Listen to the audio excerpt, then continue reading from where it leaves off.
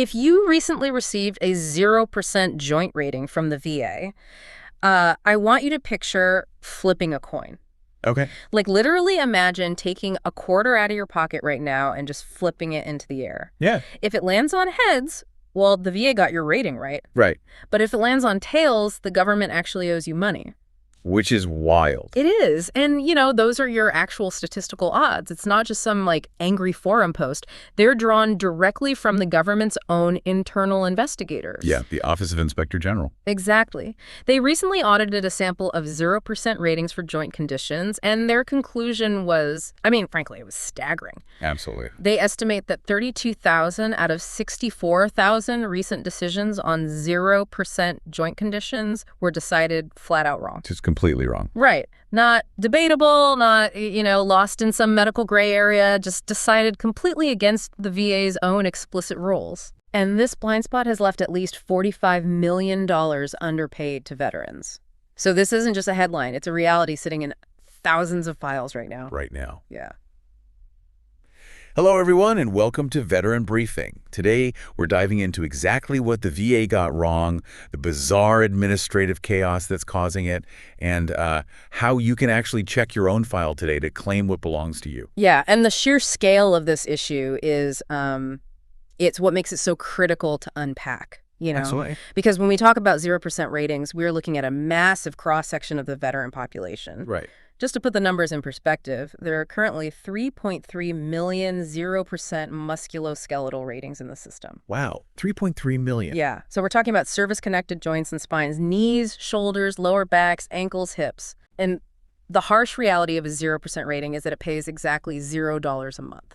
Which is, that's such a strange psychological place for a veteran to be in, honestly. Oh, yeah, absolutely. Because a 0% rating basically means the VA looked at your military record, looked at your current medical state, and officially acknowledged that, yes, your military service caused this issue. Right, you won the service connection battle. Exactly, you won. But then they turn around and say, well, the injury just isn't severe enough to warrant actual financial compensation. Yeah. So it feels like a really hollow victory. It is. It's validating, sure, but it doesn't, it doesn't help pay the mortgage. No. But the leap from that 0% rating to the very next step up, which is a 10% rating, that changes the financial landscape completely. It really does. Yeah, because 10% currently pays about $180 a month. Okay. Which translates to over $2,100 a year. Right. And it's crucial to remember that this money is tax-free, it's paid for life, and it grows with annual COLA adjustments. Right, those cost of living adjustments. So over a 20 or 30-year retirement with those compound increases, we are talking about tens of thousands of dollars. And anyone who's, familiar with VA math knows that getting a 10% rating here and a 10% rating there can eventually bridge the gap to bump your overall rating to the next tier. Oh, absolutely. Which can mean a difference of hundreds of dollars a month. Mm-hmm. So we're not just talking about a missed $180. We're talking about the entire foundation of a veteran's compensation package. Yes.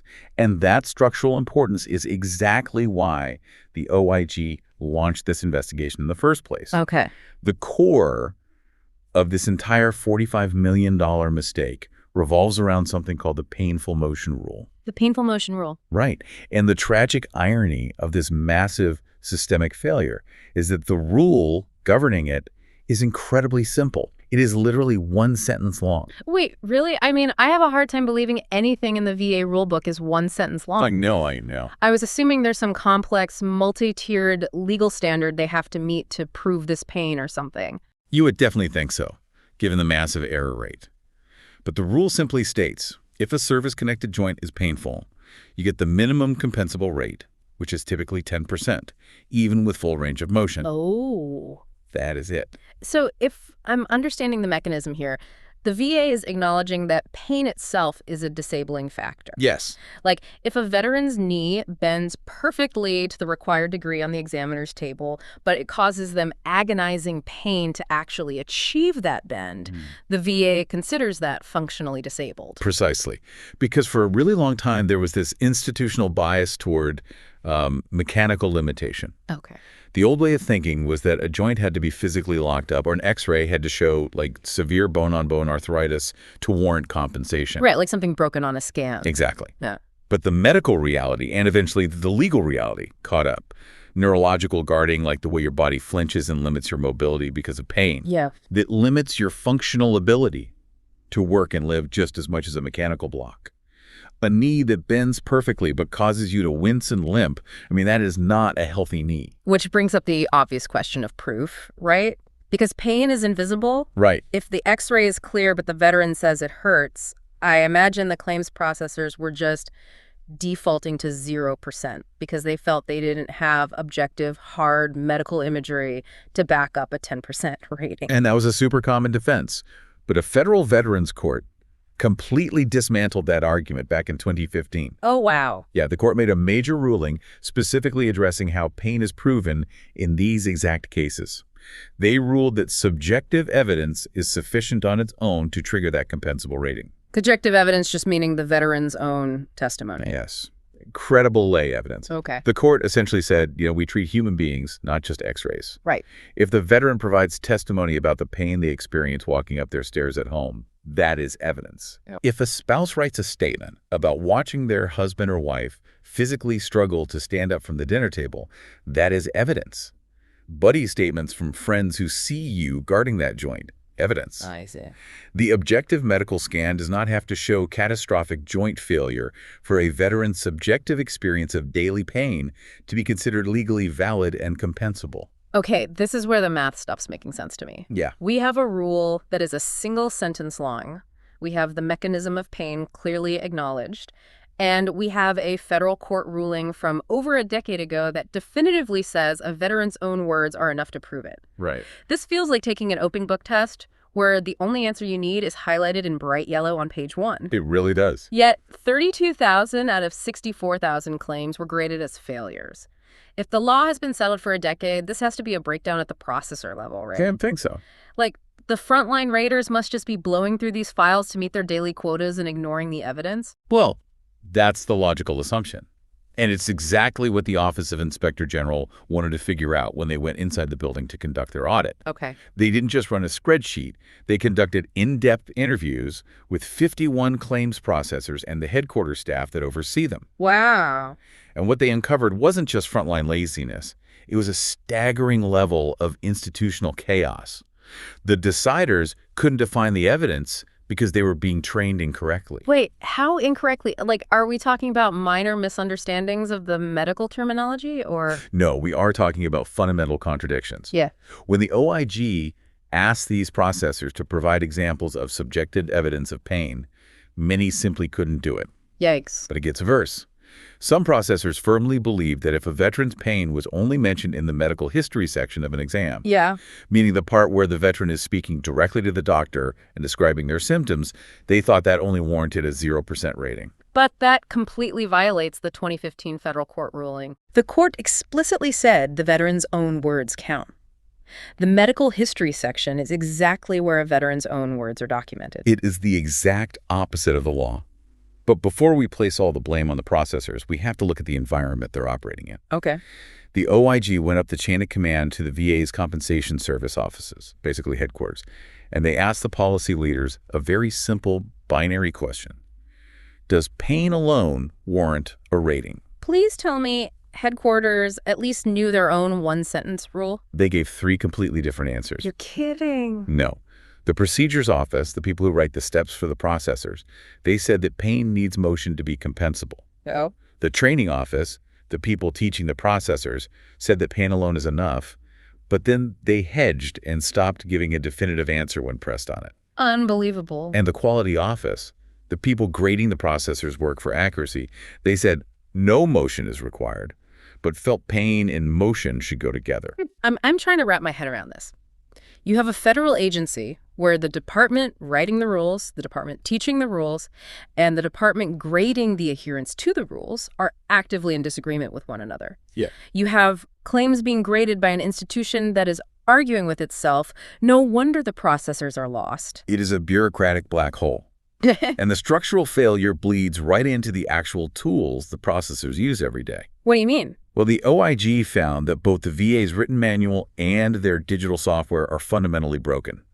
Take the M211 adjudication manual, which is the massive rule book these raters have to follow. Right. The OIG found that it mentions the standard of a painful joint in one paragraph and then switches to a totally different standard, painful motion, just a few paragraphs later on the exact same page. So the rule book is contradicting itself in real time. Exactly. I can almost forgive a processor for getting it wrong if the manual they are forced to reference can't even keep its own terminology straight. It creates an impossible working environment.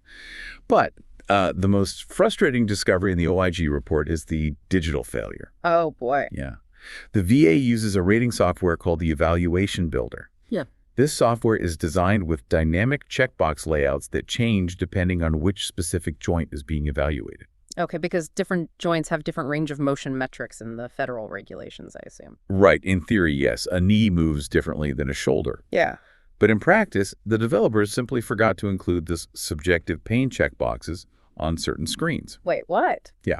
For some joints, there's absolutely no digital input field to enter subjective pain into the system at all.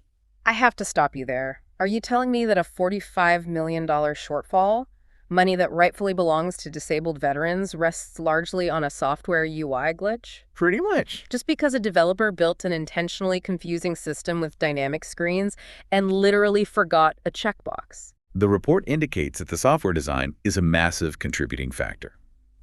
It got so bad that raters had to be reminded on a national training call to, quote, please remember to check the painful motion box on the screens where it actually existed. Oh my gosh. And even months after that call, the OIG found the raters were still skipping it because the interface was so poorly designed. That is deeply unsettling. Yeah. You know, when veterans get a bad rating, the immediate reaction is often anger. They feel like the VA is actively trying to screw them over, like someone is sitting in a back room, rubbing their hands together, looking for ways to deny claims and save the government money. Right. But this reveals something almost more terrifying. It's not malice.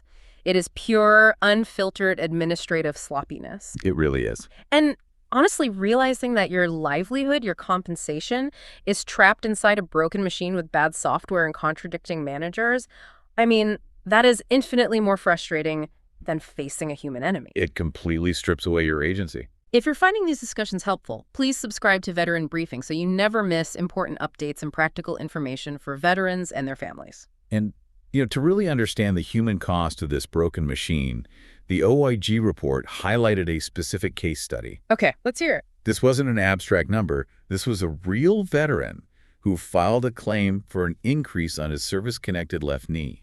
Knowing what we know about the software and the manual, I can only imagine how his paperwork was handled. Well, he goes to a C&P exam, his compensation and pension exam, and he does everything right. During the medical history portion, the examiner clearly documented subjective pain. The veteran described experiencing weight-bearing pain every single time he walked. Okay, that's clear. Then, during the physical testing portion, the examiner documented objective pain, noting that the veteran experienced pain with repeated use of the joint. Right. Both the subjective and objective boxes were checked in ink, right there in the official medical report. So the evidence isn't hidden. It's not some vague buddy statement. The VA's own contracted medical examiner checked the boxes in ink. The evidence was undeniable. But when the file went to the rater put it through that broken evaluation system, completely ignored the ink on the page, and issued a 0% decision. Wow. They didn't write a legal argument against the pain. They just pretended it didn't exist. And the veteran was just stuck. He got his letter, saw the 0%, and probably assumed his pain just wasn't bad enough in the eyes of the law. Exactly. He would have been stuck at 0% forever, except for an act of pure blind luck. What? The OIG statisticians were randomly pulling a tiny sample of files to build their audit, and they happened to pull his specific left knee file out of the pile. No way. Yeah. The auditors flagged the blatant error, forced the VA to issue a corrected decision, and that single veteran received a retroactive back paycheck for $29,130. $29,000. Yep. I mean, that is life-changing money. That pays off a car. That wipes out credit card debt. But we really need to emphasize the uncomfortable, honestly terrifying math of the situation. Yeah, it's rough. The OIG only pulled a sample of roughly 100 files for this audit. Those 100 files got corrected because the auditors were staring right at them. Right. But the OIG estimates there are 31,900 other wrongly decided files floating out there that were not in that sample. which means this specific veteran didn't just win his claim, he won an audit lottery. Audit lottery is the most accurate way to describe it. The VA fixed the roughly 100 files that the OIG explicitly put on their desk. But the harsh reality for everyone else is that the remaining 31,900 files were not individually reviewed, and they are not going to be. Wait, I need to make sure I'm hearing this correctly. Yeah. The VA officially acknowledges, based on their own internal watchdog's math, that they messed up nearly 32,000 claims. Yes. And they are not running a script or assembling a team to go back and automatically fix them. They are not. The VA has officially stated that systemic fixes, meaning rewriting the contradictory manual, getting clear legal opinions so headquarters agrees with itself, and updating the broken software, all of that is delayed until at least 2027. That's years away. Yeah. Nobody is coming to manually audit those remaining 31,900 files. If you're one of those veterans, nobody is knocking on your door to hand you your back pay. That is absolutely unacceptable. Veterans cannot sit around in pain for 3 years waiting for a software update in 2027. If the government refuses to audit your file, you have to audit it yourself, and you have to do it today. Absolutely. The system is not going to save you, which is why we need to walk through a highly specific 4-move action plan. Yes, let's do this. Any veteran with a 0% joint rating needs to execute these steps immediately. You have the power to force their hand, but you have to build the trap perfectly. Okay, let's break this down into actionable intelligence. I assume the very first move has to be locating the actual paperwork so you know what you're dealing with. That's move 1. Inventory your 0% ratings. You need to pull your recent decision letters. Okay. You can download these via the VA portal or have your accredited representative pull them from the system.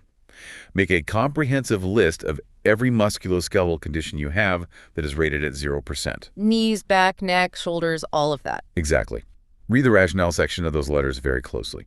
You are looking to see if the decision completely skipped mentioning your documented painful motion. If you know your exam noted pain, but the decision letter ignored it, you are likely holding one of those 32,000 bad decisions. So you establish the baseline, you find out you've been shortchanged, but you can't just call a 1-800 number and complain. You need a paper trail. Right. How does a veteran formally document this pain without sounding like they're just whining to their doctor? That leads to move 2. Put your pain on paper using the rule's exact language. The law requires a painful joint, so your medical evidence must reflect that terminology clearly. So be specific. Yes.